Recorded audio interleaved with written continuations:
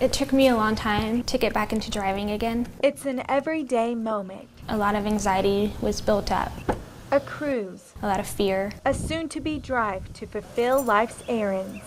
But the required first step in this car ride is one Abbie Adams used to never think about.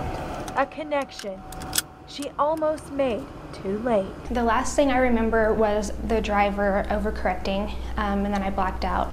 It was November 6th, 2015, the day before a special date for Abbie's friend. 4 of my girlfriends and I were in a wedding in Amarillo. But for better or worse, her life changed that day. We just left the church going to the rehearsal dinner, and we were going fairly fast. Too fast. The driver missed the exit, and she overcorrected, and the car flipped 8 times. Sitting in the middle back seat, it is still unclear how Abbie was thrown into a field 20 yards away. They couldn't find me, so my friend who was in the passenger seat, she went out looking for me. She knew that my implant had fallen off. Without Abbie's cochlear implant, she is deaf. I remember waking up in the field and asking my friend, am I going to be okay? Not without an emergency helicopter flight. I wasn't responding to what they were saying. Overwhelming pain blurred her consciousness. I ended up having a shattered pelvis, broken tailbone, fractured vertebrae. I dislocated my shoulder, and I messed up my ankle. But what hurt worse than these injuries My whole left side was damaged. was the realization that doctors could not restore this 26-year-old's independence. I didn't know if I was going to be able to walk again. You always wonder, why God does some things, and I always wonder, why did He save me? But during those bedridden 26 days in the hospital, Abbie's eyes opened to the possibilities. It's really helped me when my friends sent me videos of my kids I hope you get better soon.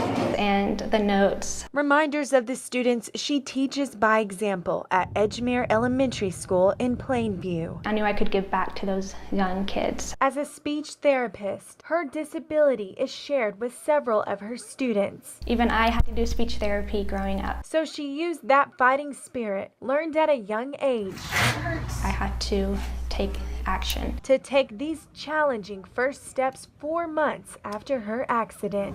Feels so weird. A victory among her daily battles.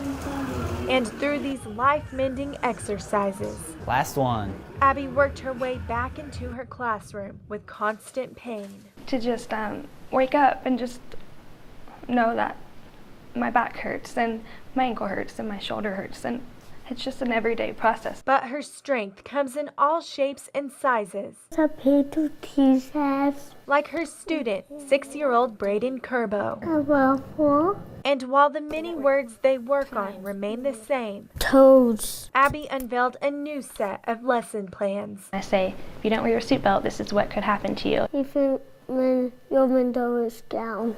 You need to wear any time, all the time. Because to her, the most effective lessons are not taught from these books, but learned the hard way.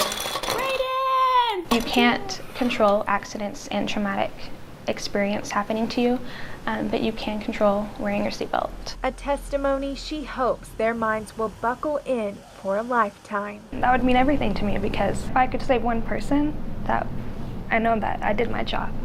Ashlyn Tubbs, KCBD News Channel 11.